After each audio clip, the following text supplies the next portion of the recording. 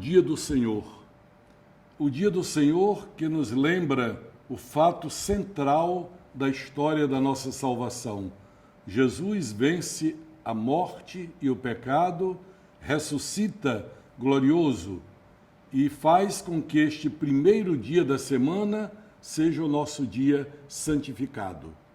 E uma maneira muito prática, irmãos e irmãs que agora estão nos acompanhando neste programa Em Tuas Mãos, uma maneira muito prática de nós vivermos isso é ter em mãos, ter no coração, ter na vida a palavra de Deus, a Sagrada Escritura.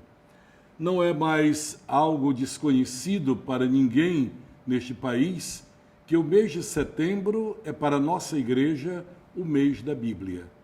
E a gente pode até se perguntar por que setembro? A palavra de Deus não é para todo dia? Claro. Ela é o alimento diário, é a luz permanente na qual caminhamos.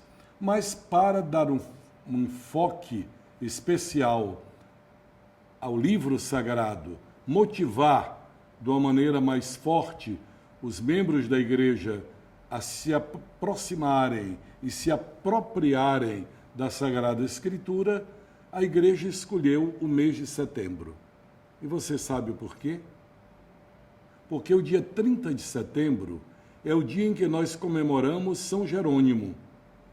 São Jerônimo era um padre oriental que viveu em Roma, e quando ele estava ali, ele percebeu algo que era muito gritante na época. O povo não conseguia mais ler a Sagrada Escritura. E sabe por que não conseguia ler?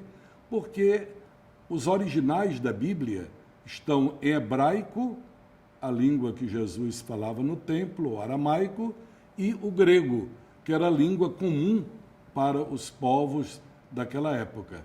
Quando o cristianismo se espalhou pelo mundo, a língua grega era a língua comum, como hoje o inglês se fala em todo canto. Tanto que os livros do Novo Testamento foram todos escritos em grego, pelo menos as versões que chegaram em nossas mãos. Pois bem, Jerônimo disse, como é que o povo pode ler a Bíblia se ele não entende essa língua? Naquela época, isto é, no século IV, o ano 350, 380, mais ou menos, quando São Jerônimo viveu, a língua mais falada era o latim. Se ele vivesse hoje, ele não ia mais traduzir a Bíblia para o latim, porque o povo já não entende latim. Nem os padres, que estudamos ainda um pouco de latim, não temos mais domínio sobre a língua latina. Mas na época o latim era a língua do povo, do vulgo. Daí ele fez a tradução do hebraico e do aramaico e do grego para o latim. Aí o povo pôde entender. Colocou a Bíblia na mão do povo. Por isso, aquela edição da Bíblia se chama Vulgata, língua do vulgo, Vulgata. E foi interessante. Sabe onde São Jerônimo escolheu de local para ficar e trabalhar na tradução dos textos bíblicos? Um local interessante. Já tive a graça de ter estado lá 3 vezes. Numa gruta ao lado da gruta onde Jesus nasceu, em Belém. Ele foi para lá, carregou seus livros, se dedicou à oração e à tradução. Levou anos traduzindo a Bíblia inteira. E olha que naquela época, para ter um livro, era preciso ter quase uma casa cheia, porque não era em papel. Papel é uma invenção moderna de 500, 600 anos.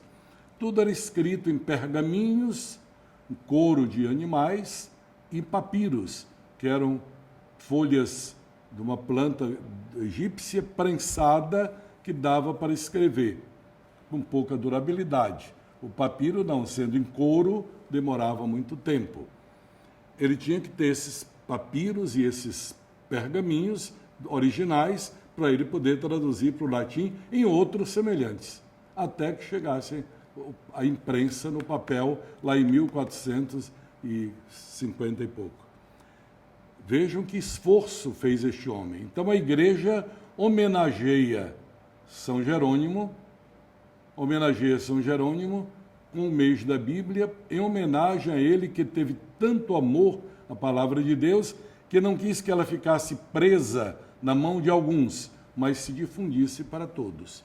Hoje, graças a Deus, a Bíblia, no seu todo ou em parte, está traduzida em mais de 2.500 línguas. Eu mesmo tenho na minha estante uma tradução do Novo Testamento numa língua indígena falada na Amazônia.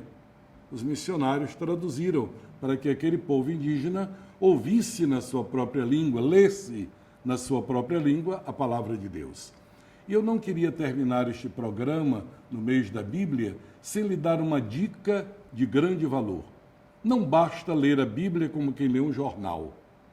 Há um método simples e eficaz da leitura bíblica proveitosa. Olhe bem, 3 passos. Primeiro, quando eu leio o texto bíblico, eu quero saber o que ele está dizendo. O que o texto bíblico está dizendo? Tomar conhecimento. Com calma, olhando as palavras, os personagens, lendo e relendo o que ele está dizendo. É o primeiro passo. Segundo passo, o que esta passagem bíblica está dizendo para mim? Aí eu vou trazer para a minha vida o que Deus está falando. Terceiro passo, eu falo a Deus respondendo o que ele me disse. Deus me fala e eu falo a ele. Olha que coisa boa e simples. Uma leitura bíblica proveitosa passa necessariamente por esses 3 passos. O que o texto sagrado diz? O que ele diz para mim? E o que eu digo a Deus a partir desse texto? Vamos concluir nosso programa com uma frase de São Jerônimo: ignorar as Escrituras é ignorar Cristo.